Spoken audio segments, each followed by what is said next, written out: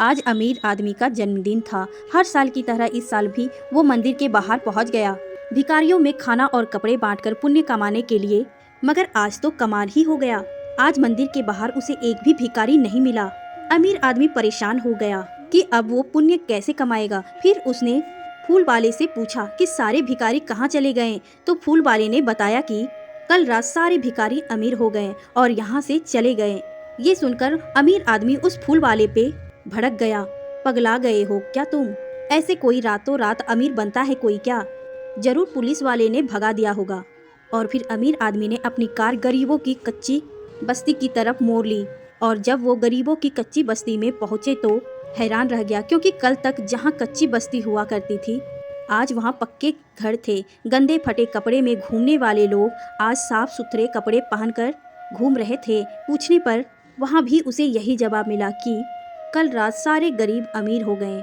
अब अमीर आदमी और भी परेशान हो गया। इस तरह से अमीर आदमी शहर की हर उस जगह गया जहाँ जहाँ गरीब और भिखारी लोग रहते थे, पर हर जगह उसे निराशा ही हाथ लगी। पंडित जी ने कहा था कि राहु की दशा है, दान करो पुण्य मिलेगा, पर अब किसी दान करे वो कैसे पुण्य कमाए। परेशान होके उसने अपने मंत्री मित्र को फोन करके पूछा कि शहर के सारे गरीब भिखारी कहाँ चले गए। उसकी बात सुनकर मंत्री जी भी परेशान हो गए कि अगर शहर में कोई गरीब नहीं रहा तो उनके चुनाव का क्या होगा, किससे झूठे वादे करके चुनाव जीतेगा वो। इधर अमीर आदमी की बीवी भी परेशान थी, क्योंकि आज की उसकी काम वाली बाई ने काम छोड़ दिया था। अब वो भी अमीर हो गई थी, इसलिए नौकरानी का काम नहीं करेगी। वो आज से मालकिन को खुद झाड़ू बर्तन करना होगा। आज अमीर आदमी का दफ्तर का चपरासी भी नहीं, उसका ड्राइवर भी गायब था। आज तो कार भी उसे खुद ड्राइविंग करनी पड़ी। और फिर अचानक उसने देखा कि सड़क पर कारों का हुजूम निकल आया है। शहर का हर गरीब आदमी कार में सफर कर रहा है। उसका चपरासी, उसके घर की काम वाली बाई, होटल का वो वेटर जिसे वो 10 रुपये की टिप देकर एहसान जताने वाली नज़रों से देखा करता था, आज वो सब उसकी बराबरी करते हुए उसकी ही कार के साथ रेस लगाते दिख रहे थे। उसे समझ ही नहीं आ रहा था कि अचानक से ये सब क्या हो गया।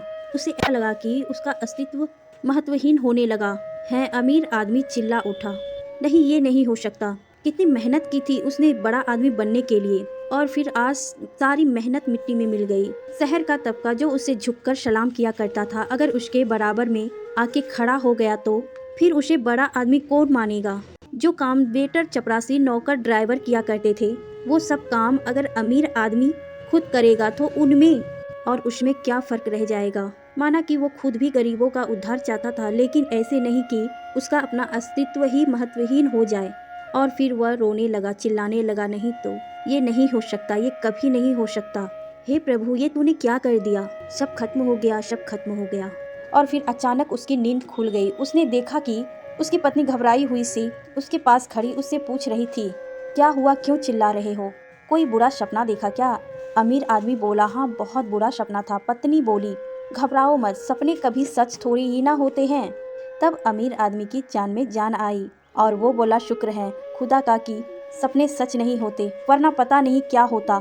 पत्नी बोली, सपने को भूल जाइए और जल्दी से तैयार हो जाइए, आज आपका जन्मदिन है, आपको मंदिर जाना है गरीबों और भिखारियों को खाना बांटने। ये सुनकर अमीर आदमी के चेहरे पे पसीना उभर आया। सपने का भय अब तक उसके चेहरे पे साफ नजर आ रहा था।